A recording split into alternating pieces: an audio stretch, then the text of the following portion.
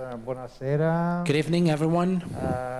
We are here because today we want to hold this event, this introduction event for Culture is a Right, urban politics, urban policies in international context for cultural rights. This is an event within this long trajectory that has been going on for a while. We can talk about some previous works that have been done from UNESCO, also from the Fribourg Relation and the Civil One work for a long time in matters of cultural rights, and more recently, last year, the so-called Charter of Rome, which we will be discussing today as well. And this has all been to defend a perspective of cultural rights which places culture, as we will discuss later on, in the context of protection and recognition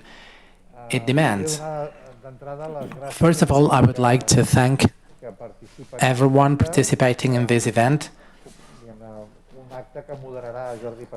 This will be facilitated by Jordi Pasqual from CGL1, and we have Marlene Fauch representing the Secretary of Culture of the City of Mexico, and also at CGLU. Also, well, the Secretary should be here, but because of an election and some other thing, she can't be with us here today. We also have Caterina Baspinto.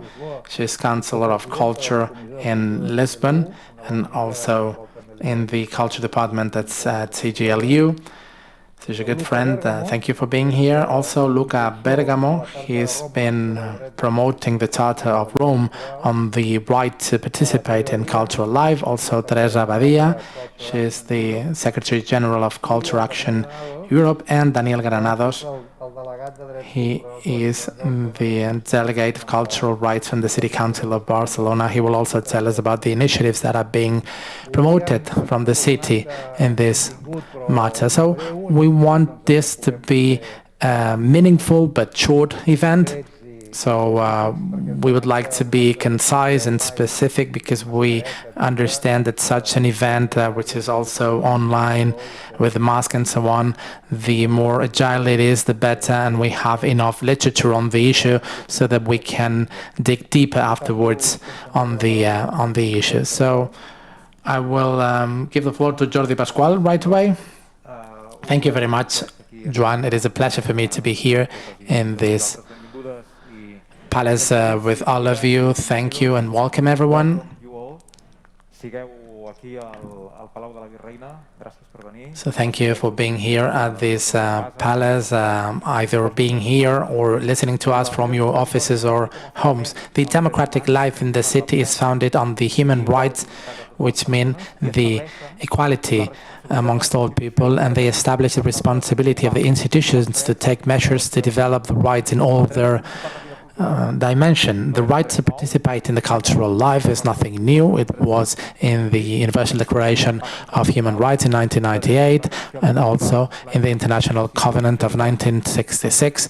And by the way, cultural rights are founders of the international rights, economic, social, and civil rights. So we're not talking about a new element here, but it has a history. So in the last few years, it is true that there's been an acceleration and there's been new initiatives to make more specific these cultural rights. The deputy mayor was talking about the Declaration of Fribourg in 2007, also the right to participate in cultural life of the Committee of the UN in 2009, the successive reports prepared by the rapporteur, the special rapporteurs of the UN on cultural rights, Mrs. Sahib and Mrs. Ben-Noon, and also the documents promoted by the CGLU, especially Agenda Culture 21 in 2004, then in 2015, and then the Charter of Rome on the right to participate fully in the cultural right the cultural rights and the cultural life in 2020 already into the pandemic. So I will now give the floor back to Joan Subirats, Deputy Mayor of Education Community at the City Council of Barcelona, so that he can tell us about the role of cultural policies in this context. Well, from the city, we've been approaching lately, following this thread Jordi Pascual was telling us about, we've been approaching the role in the 21st century of culture and to a certain extent the element of cultural rights. So it is obvious that cultural rights have a long history, but they have also had a peripheral situation, so to speak, around the hardcore of policies and rights, which are considered to be essential for the democratization of society. It is also clear and important to understand we need to defend them to the end, that in the 20th century, priority was given to rights linked to health and education.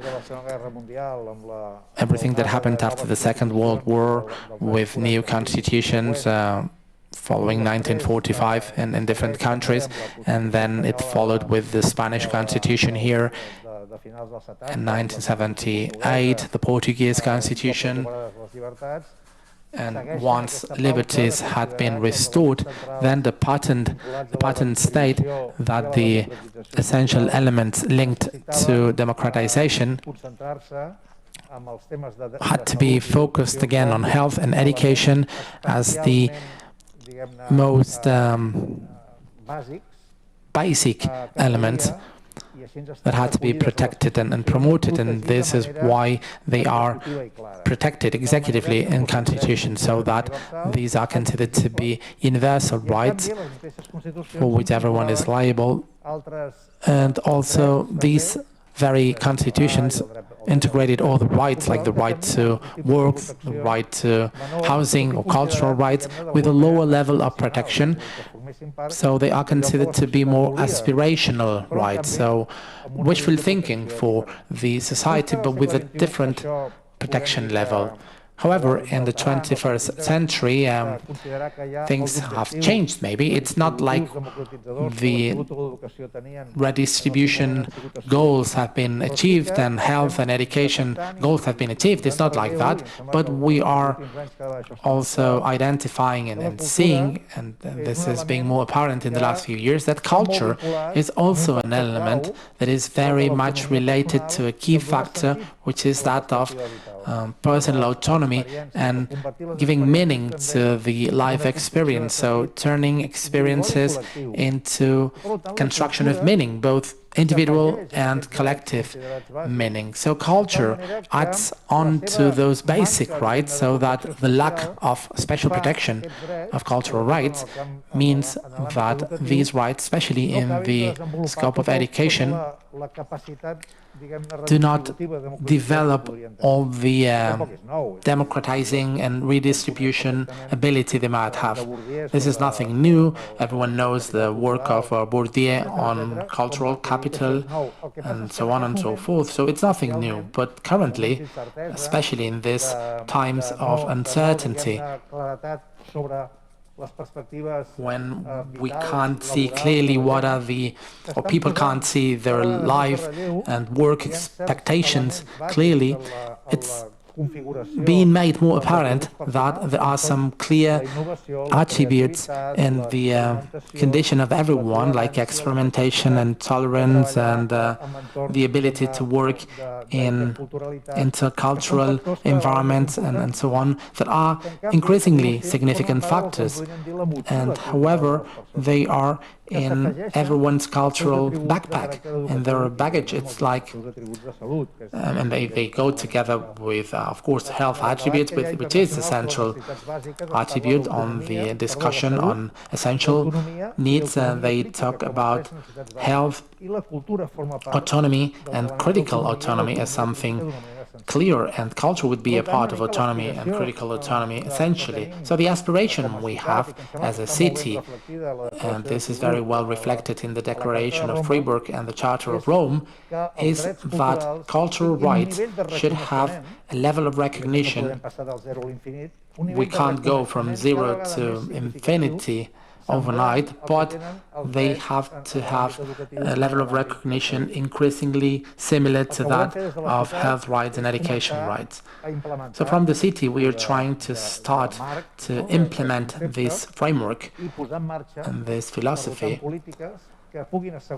implementing policies that make sure that some elements in the cultural landscape can progressively be considered universal rights, accessible for everyone, thus contributing to a democratization process that will complement the rights which were central in the 20th century for democratization, namely health and education. So this would be the framework of the narrative, how we are trying to highlight some things we are doing already in the city and which are being done in many cities. But again, considering this construction and implementation process for cultural rights as essential and democratizing rights. So this is more or less the big picture we would like to convey from the City Council of Barcelona.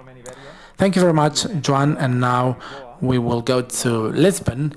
We have the Councillor of the Lisbon City Council there. She's the President of the Culture Commission of the CGLU, Caterina Raspinto. And she will give us a short introduction on why, in this context of crisis and pandemics, why we need to reinforce cultural policies and what's the vision you have from the Lisbon City Council. So, Caterina, you've got the floor. Thank you very much.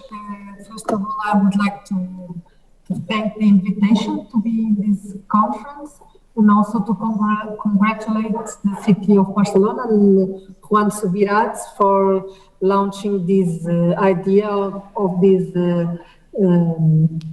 plan on cultural rights for the city, which I think it's very important and it's very actual. I'm also speaking here on behalf of the Cultural Committee of Culture from the UCLG, and as Jordi Pascual already said before, the UCLG, since its beginning, has considered that cultural dimension is fundamental to sustainable development, and several documents, whether with a more conceptual nature or with a more hands-on approach, operational approach, have been released in order to put into practice these ideas, how culture relates to development. And the more recent is the Charter of Rome that Luca Bergamo will also talk to you about. But I think, and also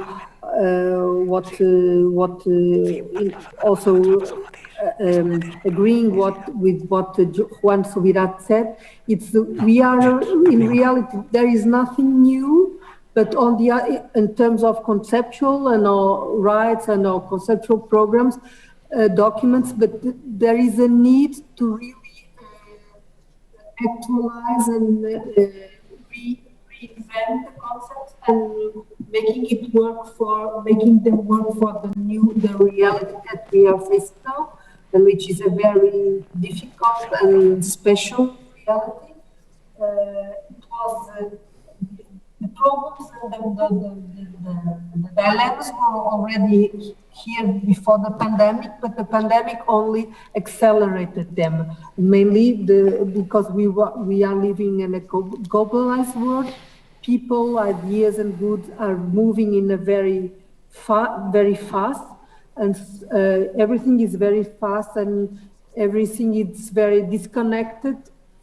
Although we think that the digital environment connects us all, but what it brings is more solid, more fragmented, with a more fragmented world. And culture can really bring new answers, I think, and a new sense of collective identity and also personal identity. People are very loose all over the world and communities are very loose. And what we can do through culture is to create bridges, to create links and ties between people. And mainly also at the local level, this becomes very, very important. And I think people, what we have seen in the last months, year, I would say, it's that there is a new conscious of everyone, how culture is important in their everyday life. And I think this is for us, politicians and public planners and people that care about the common place and the common good. It's a real opportunity because I think people are very much aware, much more than they were before, of this intrinsic need that the human beings have to communicate, to share ideas, to present their own creative expressions. And so this is a very important moment. And I think usually when we are in this forum, we are always saying that we are talking for the converted. And I think the time is now for that the not converted are already understanding that culture is really a way to create more cohesive communities, more creative communities. That culture is a way also to imagine the future, because we don't know what future will be. And through culture, through cultural practice, to cultural gatherings, we can help to really build this and reshape the future that is ahead of us. So not only from the Lisbon point of view, this is something that has happened at very local levels, at very territorial levels, but also in a more wide environment, international environment. So in every territorial scale, we have to look at culture as a way to bring people together and to reshape a cultural future, a common future for everyone. And I think in cities, we have a very special role to play in this new environment. And I think what Barcelona is doing already in a very structured way, it's very important and very useful. And I think it's also very inspiring for all of us.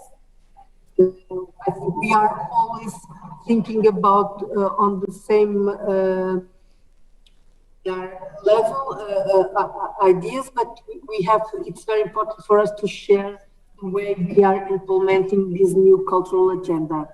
And thank you very much to be part in this discussion. And also something that UCLG is doing a lot, and we will have a meeting, a summit in Izmir in September from 9 to 11 of September. You are all invited to come to Izmir and to share all your experience and ideas in order to put culture in the heart of the new development agenda. So you are all welcome. Muito obrigado, Caterina. Moltes gràcies per la teva intervenció, per assenyalar aquesta importància de... Thank you very much, Caterina, for giving us some context and for your words and for highlighting that, again, we have to preach, to talk to the non-converted, which has been one of the challenges of the UCLG to gain the territory we now have. That was one of the challenges we had. So we will now go across the pond to the city of Mexico. The Secretary of Culture cannot be with us here, but Marlene Fauch, she's the Director of International Relationships at the Secretary of Culture of the government of the City of Mexico, not only is here with us today, but she's here in person. So Marlene, what are the reasons that brought the City of Mexico to highlight cultural rights when building your cultural rights? I would like to thank you all from Dr. Bompardo and from the Secretary of Government, Dr. Alfonso Suárez de Real, who was very involved in the Charter of Rome and in the and in the policy for cultural rights. And I would like to say on behalf of all of them, congratulations to you all. And also, well, Vanessa Borges, who cannot be here today because of the election process. Well, in the name of the City of Mexico, I would like to celebrate as well this big leap forward that we are making. And this is so necessary, as Katarina was saying. We have to place cultural rights in the debate. We've been looking for an acknowledgement for the last 15 years when we think about all the package of economic, social, cultural, environmental rights. But not only it is important to recognize cultural rights, but we have to implement things from all governments. There are many different initiatives that have been developed at the local and global level with Freiburg, with the 3 documents by the ULCG, also the Charter of Rome under the initiative of Luca Bergamo, who will tell us much more. And an example of this is the City of Mexico with its political constitution, and I'm going to tell you about this right now. The City of Mexico gave birth to the first constitution in 2017. This was out of a process of democratization and recognition of different rights that many social movements were demanding in the entire country. And it was a long process. It took us 1 year to gather different groups, political, social, cultural groups, to think what we wanted as a city, what kind of framework we wanted to move in as an urban entity. And we realized that cultural rights had to be placed at the very center of the debate, because rights are something progressive, are something that we have to pursue, and one cannot go without the other. I mean, you cannot think about health rights related to health or education and forget cultural rights. It's all part of the same package. So we put forward a series of principles that have been very well articulated in the Constitution, and this has been quite a milestone for us. And we have even become counselors when it comes to cultural rights. But I would like to say something. It's not only about recognizing cultural rights as a fundamental right, but it's also the right to culture that must remain accessible to the inhabitants and visitors of the City of Mexico. And we have to insist on this and repeat this message very much, because it is, again, not only the fact that citizens have the right to culture, but also people in transit, migrants, asylum seekers, refugees, all of them are entitled to cultural rights. Cultural rights are human rights, and therefore everybody, any person, is entitled to that. We have articulated this and developed this very well in our Constitution, but this is something fundamental. As Joan Subirats was saying, it is also very important to move forward. In other words, not only recognize rights, but implement different policies and make people demand these rights. Through the Secretary of Culture, we have promoted the Institute of Cultural Rights. And this is a tool that we have established so that citizens have a channel to demand those rights. And right now, we have promoted the Cultural Rights Charter, which is a document where we explain in a very easy manner what these cultural rights are, because if people are not able to recognize these rights, they will not be able to exercise these rights. So now we are making and drafting this kind of charter for cultural rights, and it is made available through the internet. All this policy is part of the City of Mexico, of its programs and actions. And I wouldn't like to to say much more, but I think that this is all part of a process of a city that has radically changed its paradigm. Not only we see the citizens as consumers of culture or users of services, but now they are subjects of right. I mean, they are actively demanding these rights, and we have to provide the tools so that they can actively demand those rights. We are in a city that is made for communities, and it is up to communities to exercise this culture and these rights. So we recognize the freedom of expression, the right to express in your mother tongue, the right to multiculturality, because we think that there is not one single culture. Every community has their own heritage and their own cultural background, and this is all a source of wealth. It is within this wealth that we are working right now. We want to commit to an open city, to an intercultural city, a city that is a shelter. So that's why we celebrate in a very enthusiastic manner all these efforts that the city of Barcelona is making. And well, Barcelona is a beloved city for us, and I hope that we can work much, much further to defend, to advocate for cultural rights. And we hope that by the end of the pandemic, we can even have a closer way to work. And we're here to bring experience, to tell about failures as well, but to be able to work together in something that is very much needed globally. Thank you very much, Marlene. Thank you very much, Marlene. It is actually an honor for the Union of Local Governments, the work that is being done from the City of Mexico, from Lisbon, from Barcelona, and also from Rome, led by Luca Bergamo, former Secretary of Culture, Councillor of Culture of the City Council of Rome, and promoter since a couple of years ago of the Charter of Rome on the right to participate in the cultural life. So, Luca, we would like to ask you to present the context where the Charter appeared. What is the relation proposed by the Charter between human rights and culture and abilities, and also the content of this Charter? So thank you, Luca, for being with us here today. Thank you very much for inviting me first. And hello to all former colleagues and in the different capacity.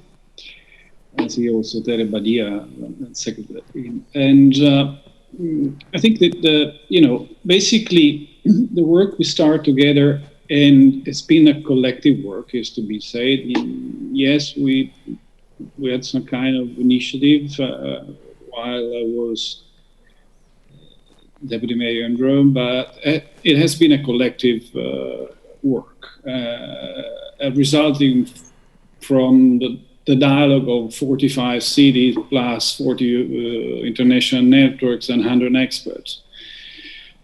Moving from what, from which point? Basically, there's something that we strive always, because we look at the rights, the fundamental rights, we tell the rights, then we look at reality and see that reality hardly fit with that rights. So if you take Article 1 of the Universal Human Rights Declaration, it says that all human beings are born free and equal in dignity and rights. Though, since they are born, that rights are denied. So, and rightfully, in the great work I'm congratulating Barcelona for Fem Cultura, rightfully, the paper is pointing out that during the 20th century, health and education were at the heart of policies in order to implement the rights. But the 21st century, it asks us to move forward and try to answer the question how really we care, we preserve the condition that allow the fulfillment of that fundamental right. So to not only born free and equal in dignity and rights, but keep being or gaining the right to fulfill the right of equality in dignity and rights. So we acknowledge that something in the debate, in a cultural debate, has moved forward, but we thought that there was a need a further step. And the further step basically is, how do we make clear and in a simple language what are the strong connections between human rights, sustainability, and the role of the city? Because the Charter of Rome is about that, more or less. Acknowledging that while the writers of the Human Rights Declaration included the Article 27, so the right to freely participate in the cultural life of the community, enjoy the arts, and share in the progress of sciences. They did it because they understood that the right to participate in the cultural life of the community is a condition for human emancipation, therefore a condition that, parallel and similar to the one of universal education, allows each one of us to live, aware life and being a full citizen. So we tried to reflect over the connection and build a structure that absolutely try to make clear what are the obligations that the city bears on their shoulder in order to make that rights fulfilled, but as well, what are the steps that, fundamental steps, that need to be put in place in order to create capabilities that enable experiences, that enable each one of us and us collectively to be that aware, emancipated citizen. The Article 27, it doesn't say culture, it says the participation in the cultural life. And that's where we pointed the finger. Why so? Because the participation in cultural life of the community, the free participation in cultural life in the community, has implications. And the implications are quite obvious and extensive, and I'm not indulging here on that. But it implies something, and that the objective of the policies is to allow people to participate in the cultural life. It's not the culture per se. It's the act of being part of that freely, which means without obligation and without obstacle, of something that happened in the community, where social relation established, human relation established. So this is a generational social capital. And then trying to understand what kind of cultural capabilities need to be reinforced in order to go ahead towards a sustainable model of life. Because if we keep considering that the major cultural attitude we are asking people is to be competitive instead of being cooperative, or being selfish instead of being empathetic, or so on, then hardly we can imagine to have a global citizenship capable to bear a sustainable development. So how the Charter came out, and came out in a way that we wanted to be extremely plain in the language. So to this end, it differs from other international papers, because we really wanted to, its language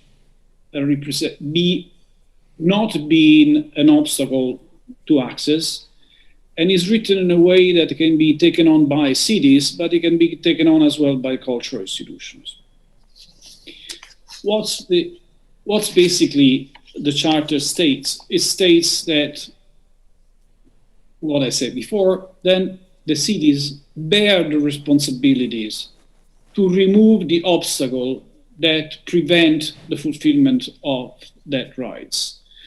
And in order to do that, say that it's fundamental that certain, we call it capabilities, there's an issue of language here, but it's a new territory, that need to be explored and that are a necessary part of larger strategies, cultural strategies to develop, to be developed at local level in different way, because each reality, each community has different view, physically different, cultural differences, social differences, relation difference. So the five capabilities that we point out as essential are the one to discover, so enable people to discover the cultural roots and come back together around the heritage, identity, and their place in the city to create, so to be capable to create new cultural, to share, to enjoy, because that's this element, fundamental element of enjoying the life together, and to protect, so to care the heritage. I was quickly reading as much as my Catalan allows me, I'm sorry, but reading the Barcelona plan. And beside congratulating, as I was saying before, I really want to acknowledge that the interesting structure of the work encompasses the thoughts that are somehow expressed in the Charter Room and the large literature that's seen before. I guess that it will be a good exercise for everybody in its own reality to read it and understand it, but it also provides an understanding of what the Barcelona city actually is, as have been doing other works, namely the one made by Mexico City in the past, Lisbona, and so whatever. I think I stop here because I spoke 9 minutes, which I think is the maximum lap I had, and thank you much for having me here. Muchísimas gracias. Thank you very much, Luca. Grazie. Thank you very much again, Luca, for your presence and for your words. And I would also like to say that indeed the Charter of Rome is a collective piece of work, but it would not exist without you putting this topic in the heart of the works of the Culture Commission. So this is why we need to recognize your leadership, and thank you for that. Now, Teresa Badia, Secretary General of Culture Action Europe, cultural activist with a long trajectory in Barcelona and throughout Europe. The post-pandemic European context is a hard one for the European cultural sector, the European cultural industry. What's your perspective from the civil society to approach new policies in terms of culture, and what is the role you think cultural rights have? Thank you, Terry. Thank you very much, all of you, Jordi, Joan, Daniel, and also thank you, Luca, for your words. I took his relay at Culture Action Europe, so it's great to have him here. So I don't know if we can talk about a post-pandemic situation yet.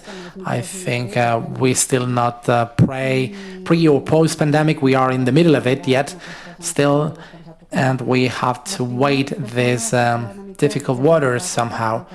So Culture Action Europe is a network, a European network that comprises cultural networks, individual artists, academics, scholars, and so on. And it represents most cultural practices, from performing arts to visual arts, from opera to museums, from art universities to community centers. And our main mission is to place culture in the center of the political and public debate. And that's what we're doing. That's our mission and that's our obsession. So we've got many members, over 160 members, out of which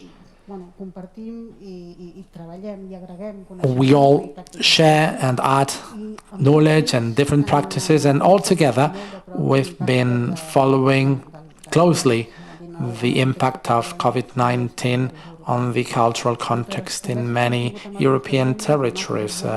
From the conversations we've had with many of the members, they've been very clear about the conditions of the cultural operators at all levels and in all its diversity. We're not talking about individuals, not just artists, but also institutions and networks. Everyone has suffered a great impact, a serious impact.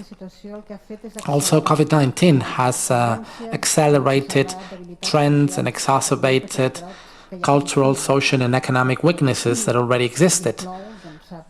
That would include loss of income, a social divide, and so on. But some of the experts we've talked to, as Jordi said, Carmen Renon, for instance, have warned that we could have an irreversible cultural catastrophe, a disaster, if we do not implement efficient measures with resources that are implemented in a consequent and immediate way. Of course, the pandemic has made more visible the precariousness of the sector, of the industry, of people working into culture, from culture and around culture.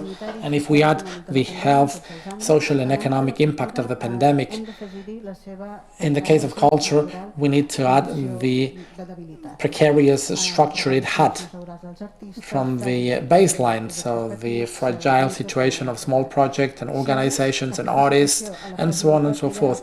So if to that frailty we have been dragging, we add the lack of understanding of politicians at high levels regarding the importance of cultural dimension and the creation of holistic practices, then the consequences will not just be serious in the short and mid-term, but they could have serious impact in the long term. Because what's at stake here, it's not just the existence of cultural practices, both individual and collective practices, but also the access to such practices and its maintenance, the maintenance of diversity therein. The threat of these losses would also be a threat for the exercise of fundamental rights, the economic rights of artists and cultural professionals, the right to work, to move, to access culture.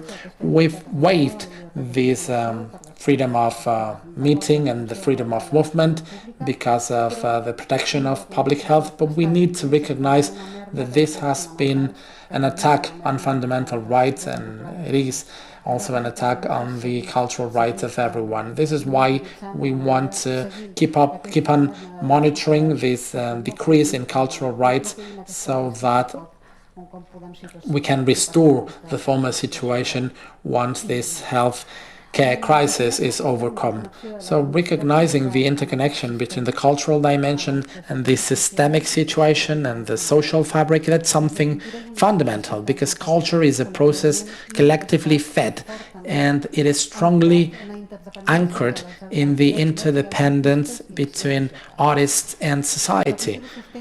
Culture is the basis and establishes a dialogue with the lives we lead, and this is why we need to tackle the present and the future with a cultural rights approach. The cultural dimension cannot be forgotten when tackling environmental and economic challenges and social challenges which need cross-discipline interdisciplinary answers. And this is why Culture Action Europe, together with the European Fund of Culture and Europa Nostra, suggested and proposed in November 2020 a cultural covenant for Europe, for all of Europe. This cultural covenant, this cultural agreement, has the goal of integrating culture in all political scopes and recognizing the fundamental role of culture in our life and for our fundamental rights. So, about this agreement, it wants to include culture in all recovery and resiliency plans and the European funds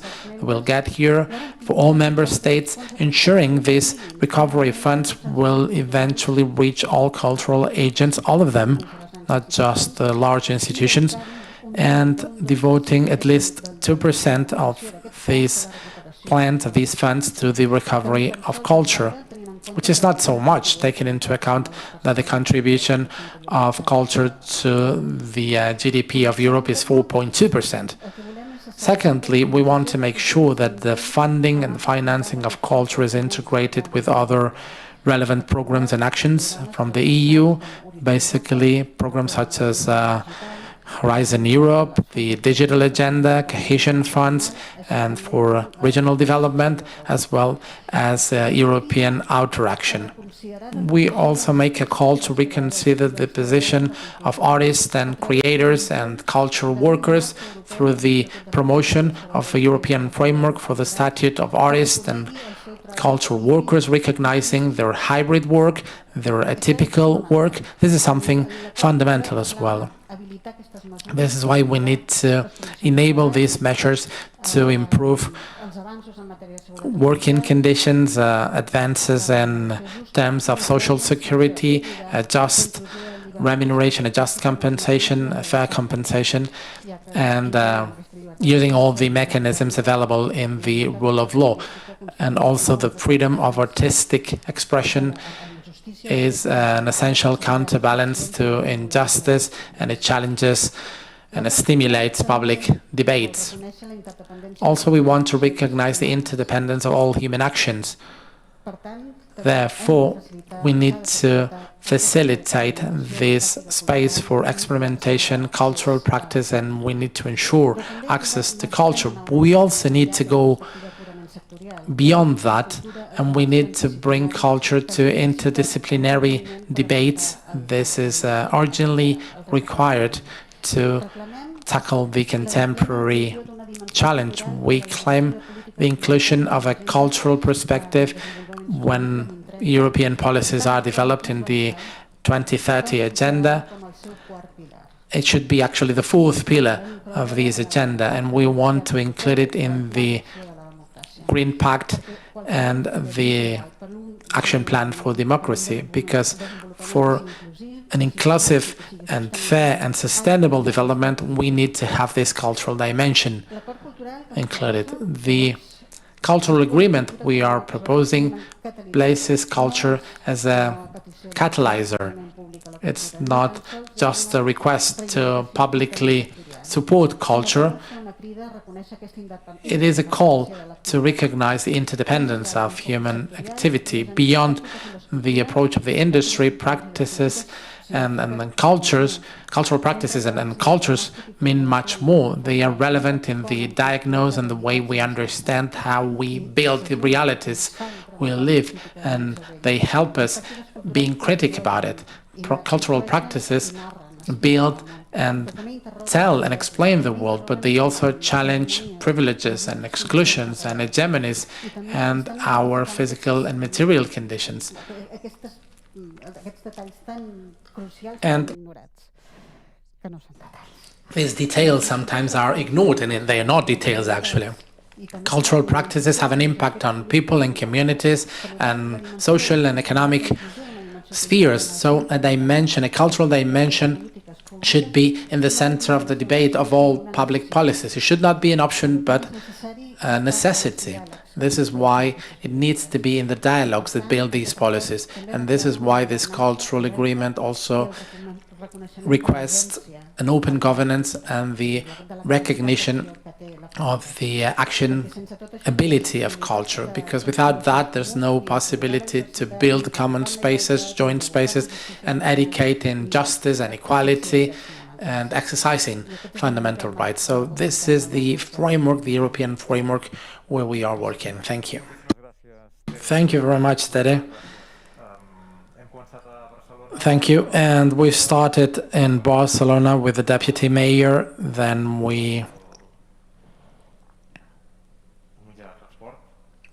took, I was going to say a plane, but it's not so politically correct to talk about planes because of the, environmental footprint. Anyway, we went to Lisbon, then with the City of Mexico, then back to Europe, to Rome, then to Brussels, where Culture Action Europe has their head office. And then we come back to Barcelona with Daniel Granados, delegate of cultural rights at the City Council of Barcelona. So what's the framework of reflection for cultural rights at the Barcelona City Council? And from a municipalistic policy, how do you approach this measure? What's the work you've done? And how are you facing the next few months and years? Thank you very much, and hello everyone, and thank you everyone who are participating from a more international perspective. So, you were saying from this municipalistic perspective, that's really right on point, because I want to recognize here the explicit will of approaching public policies in the municipal environment as something indispensable to tackle the challenges we need for cultural policies in this change of times, in this change of era. This element of proximity is fundamental to try and make more specific and land these policies within the context of this international discussion, and to present what we're going to do by the end of this week with the plan on cultural rights.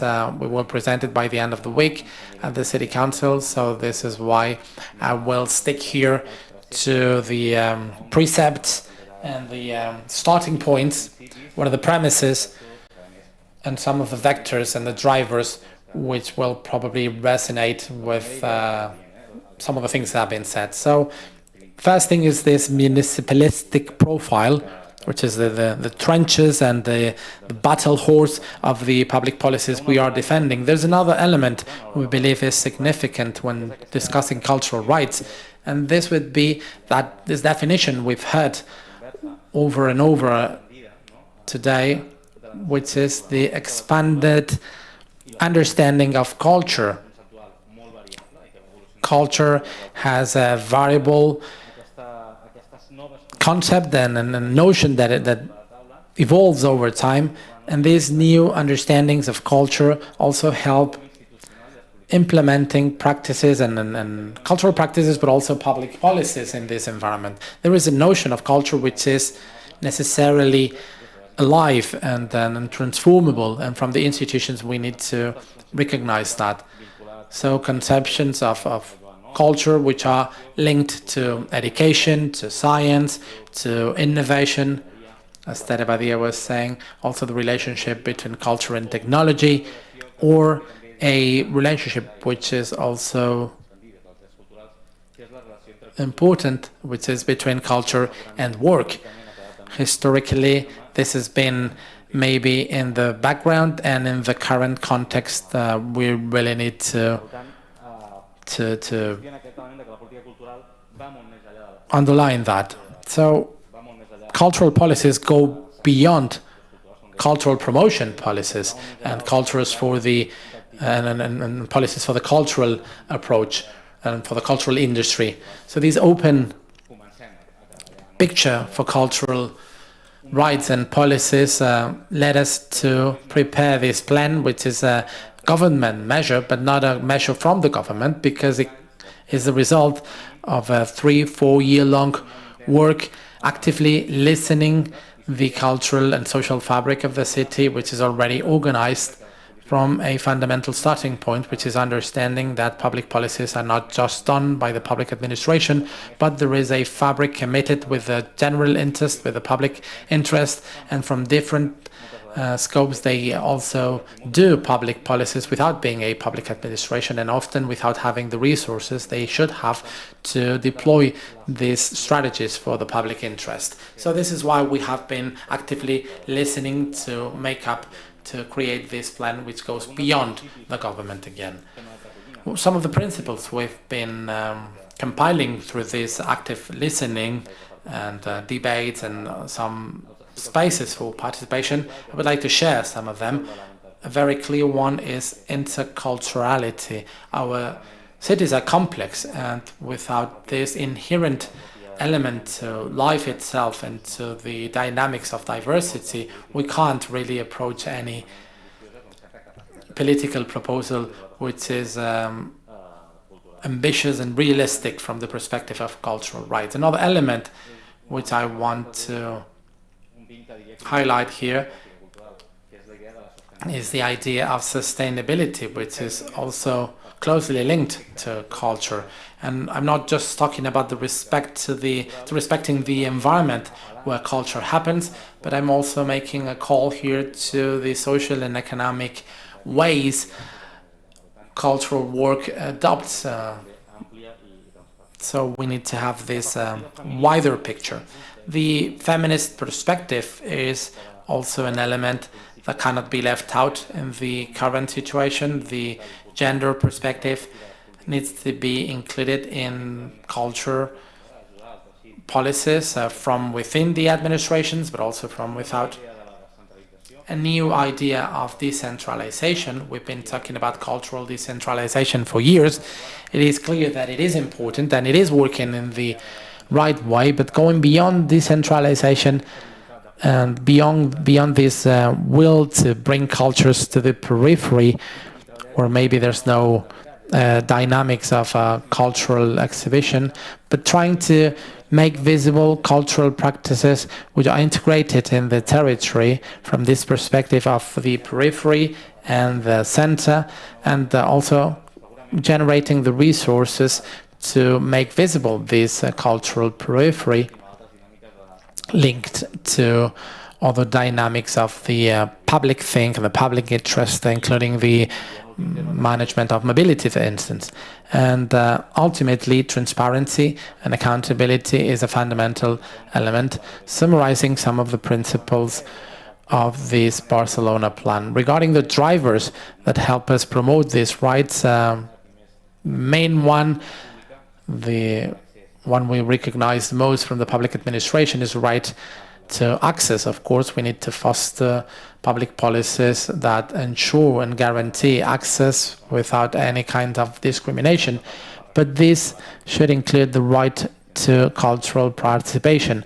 Luca was saying that too, and it has to do with the dynamics approached by the Charter of Rome, which we tried to turn into some specific measures. So the right to participation in a dual format.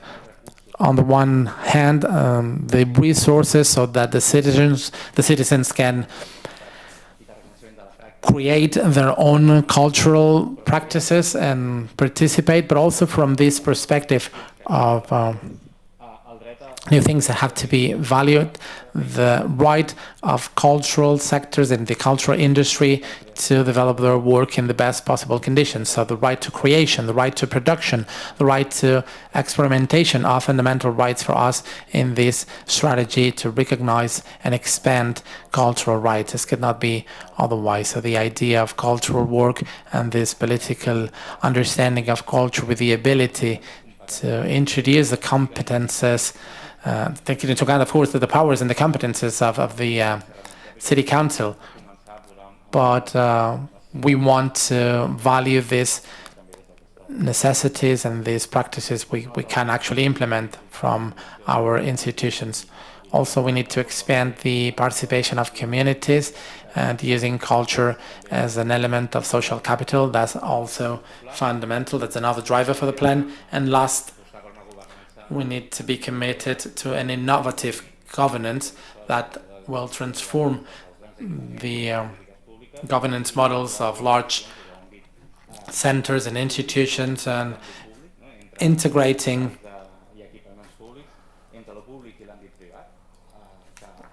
the private sphere as well. I know there is a willingness from the private sphere to work there, and also looking for the link between the public sphere and the community level. So also interlinking public management with community management in order to foster these cultural rights properly.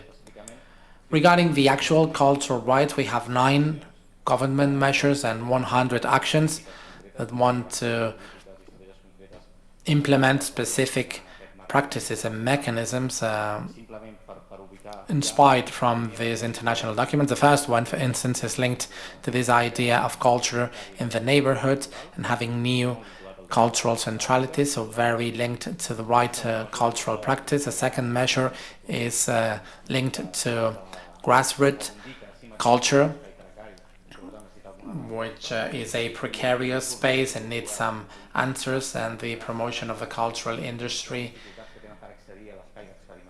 encouraging new practices and acknowledging the difficulties to access the resources, and sometimes we can't reach the weakest links in the chain of culture. So how do we do that? We try to implement different strategies. A third measure has to do with our commitment to popular culture and traditional culture as a very relevant element for social cohesion.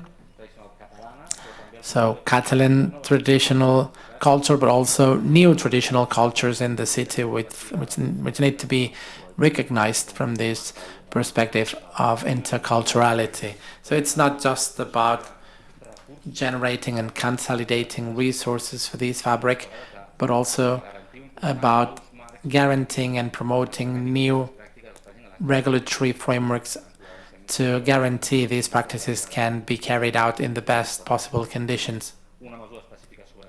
A specific measure on feminist culture, again. Another one on culture in the public space. So trying to create more access to cultural content, but also guaranteeing participation. So this would go together with the transformation, the cultural transformation of the city and how it should be managed by the citizenship. Another one is culture and digital rights. As Tere was saying, the scope of digital culture and the digital space, not just a place to access contents, but also to foster open data and transparency regarding the movement of content and the ability to remix things. So this cannot be out of cultural rights. And last, two measures on museums and libraries in the city, trying to integrate these elements, these drivers within these great temples of knowledge, integrating dynamics on creativity and innovation as inherent. So again, measures with specific actions so that we can launch a proposal from Barcelona based on this international discussion on cultural policies. Thank you very much, Danny. We can't wait to this new plan on cultural rights. We will happily disseminate and make available to all cities in the UCLG. So it's beyond 8 p.m., but it's been really interesting, really a rich debate. So if you have any question from the floor, please come to the microphone and speak your piece. If no one dares, I would ask you if you have anything you would like to ask to any one of you, of course, including Luca and Katerina, who are listening from their homes or offices. If you have anything you want to tell the other speakers or ask, now's the time. If I would like to ask Daniel, I think it's important, well, what you said before, it's not the same to have a municipal policy or a municipalistic approach, and I think that we must move forward in this. But my question is around feminist culture. What are you thinking in order to establish a feminist culture within the policy? Well, the question is is an important question. When we talk about feminist culture, we think about the different elements that we could include in a public policy. And here we're thinking, for instance, about training about this feminist approach, and because it's not only about disseminating but also training the social fabric in order to include all these vectors and the feminist approach in all the measures. We have to commit to parity in a structural manner, and I think that the Town Council of Barcelona is doing this since many years. We have to think of protocols that are responding to challenges that we have ahead of us regarding abuse of power, for instance. So we need to commit to certain protocols in order to help cultural workers to provide these responses. And also there's something else which is related to training and protocols, but also, well, we have to include the feminist perspective. From the point of view of care, actually, we have to bear in mind that cultural dimension has many different derivatives, and there's certain protocols, and there's awareness raising as well. And we think that we want to include this feminist approach within a specific measure, because I think that it's important to do so. But you will have more specific points by the end of the week on the table. All right. Good. So I will now summarize some of the things that have come out, that have been brought about today, things we want to highlight also from our institution. First of all, from the UCLG. For us, it is very important the interdependence, interrelationship, and indivisibility character of human rights. And this forces us, and you, everyone working in the framework of cultural rights, to relate cultural rights to other rights and to relate public policies in culture to other public policies. And it forces cultural players to interrelate to other players, which is not always so clear and apparent. So we need to work with cultural players. Lucas said that.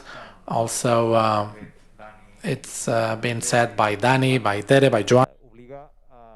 And that involves talking about obstacles. And it involves identifying groups in society with no access to rights, and particularly the right to participate in the cultural life. So I was asking Tere about the post-pandemic situation. It's true, we're not out of it yet, but the pandemic has made clear the weaknesses of the sector, of the industry, as well as the absolute need of culture we have as human beings, and the need for an answer by public policies that have to protect the fact that we have a life as free as possible. We have not discussed accessibility much, but I believe it's a key item. Marlene was talking about it, but also regarding strategic alliances. Cultural rights cannot be enforced if it's just a new administrative framework or just a new claim. We can't take this journey just with the cultural industry. We need other accomplices, other players, other stakeholders, not just the converted, Katerina said, but other sectors and industries of the society which really believe in the transformative power of culture. Another reflection, a more abstract one, I would like to share is that we are innovating in the scope of public policies, and we are relating the paradigm of rights and the paradigm of human development with the political paradigm of sustainable development. That's not evident, that's not self-apparent either. There's a gap, there's a distance between these two worlds, and the fact that there's no sustainable goal, millennium goal on culture is a proof of that. So in the next few years we will see many national and regional policies based on these rights and the initiatives you are promoting, and the Charter of Rome in Mexico and in Lisbon and this Barcelona plan go in this direction. And one last thing I would like to share, which really is personified here by Tere Baivia, is the coalitions, the incidents coalitions that approach goals to fight so that they can change the agenda in a coordinated way. From United Cities and Local Governments, we are one of these action coalitions. Together with City Action, with Culture Action Europe, we are part of Culture 2030 goal, a more complex network where we follow the development of the Sustainable Development Goals, and we try to ensure they are enforced. And we've tried to bring culture to the summit of Izmir, as Katarina said, but also to this future covenant we want to build in the next year, and which would be presented by autumn 2022. So I would like to congratulate Barcelona for this initiative. Good luck with it, and now I will give the floor to Joan Subirats to close the event. Well, I believe Jordi Pasqual's summary on pending issues is a good summary.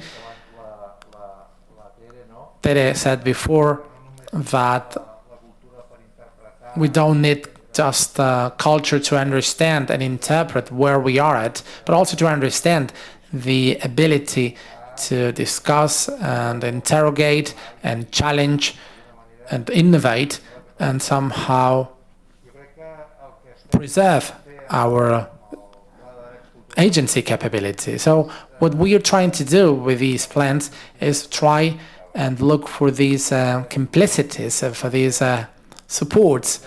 This cultural right plan also integrates strong links with the world of education and science. It tries to relate the public space with culture. It tries to work on an open idea of culture, trying to go far beyond the sector-based commonplaces with an open mind. So we cannot consider that just by presenting this on Friday the job is done, but it is the start. It is a stepping stone for things to start fitting in place. And I'm talking about Barcelona now, but I could be talking about any city. So some things are already established, like a good library plan, for instance. So libraries are a shelter for many people. So this idea of shelter, which is a very good idea now, city shelter or a library shelter, or museums could also be shelters, and cultural activities could be shelters. Or the opera house is a shelter. And we need to be able to build these dynamics to reinforce the links between the citizenship and culture, because this will be central in the years to come. Being able to make sense of many of the things we do, and making sense of things has a lot to do with culture. So thank you very much, Katarina and Luca, for being here, even if not in person, for being with us in this event. And thank you also everyone present here today. And I would invite you to read and criticize and then tell us about this cultural plan when you can read it on Friday. Thank you very much. Thank you.